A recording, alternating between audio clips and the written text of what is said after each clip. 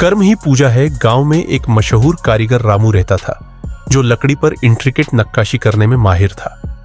वह हमेशा कहता था, कर्म ही पूजा है।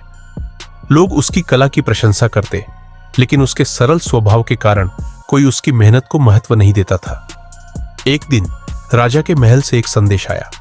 राजा ने आदेश दिया कि जो व्यक्ति सबसे सुंदर दरवाजा बनाएगा उसे भारी इनाम दिया जाएगा। गांव के सभी कारीगर इस काम के लिए तैयार हुए। रामू ने भी सोचा, यह अवसर है खुद को साबित करने का। रामू ने रात दिन मेहनत करके दरवाजा बनाना शुरू किया। वह हर टुकड़े पर इतनी बारीकी से काम करता कि कभी-कभी पूरा दिन सिर्फ एक हिस्सा बनाने में लग जाता। लेकिन उसे पता नहीं था कि गांव के बाकी कारीगर उसकी सफलता से ईर्ष्या कर रहे थे। प्रतियोगिता के दिन सभी ने अपने अपने दरवाजे राजा के सामने पेश की। राजा हर दरवाजे को ध्यान से देख रहे थे, लेकिन जब रामू का दरवाजा आया तो सभी की आंखें चमक उठी।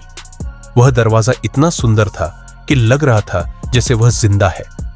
राजा ने तुरंत रामू को विजेता घोषित कर दिया, लेकिन तभी एक कारीगर चिल्लाया, यह दरवाजा चोरी का है। हमने रामू को रात में हमारे काम की जगह जाते देखा है। सभी चौंक गए। क्या रामू सच में बेईमानी कर सकता है? राजा ने सख्ती से पूछा, रामू, क्या यह सच है? रामू शांत खड़ा रहा, फिर बोला, महाराज, मैंने अपना कर्म किया है और सच केवल वक्त बताएगा। राजा ने दरवाजे को गौर से देखा और कहा, अगर यह चोरी का काम है तो इसका कोई सबूत होगा। तभी एक और कारीगर ने कहा, इसके अंदर कुछ छुपा हुआ है, इसे तोड़कर देखना होगा। राजा ने आदेश दिया कि दरवाजे का एक टुकड़ा खोला जाए।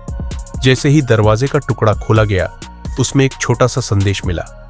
उस पर लिखा था, कर्म ही पूजा है, मेहनत को अपना धर्म बनाओ। राजा मुस्कुराए और बोले, रामू ने यह संदेश अपनी मेहनत के साथ बनाया है। यह उसका काम है। ईर्ष्या करने वाले कारीगरों को सजा दी जाएगी।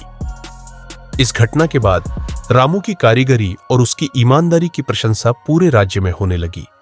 उसने साबित कर दिया कि सच्चा कर्म कभी छुपता नहीं।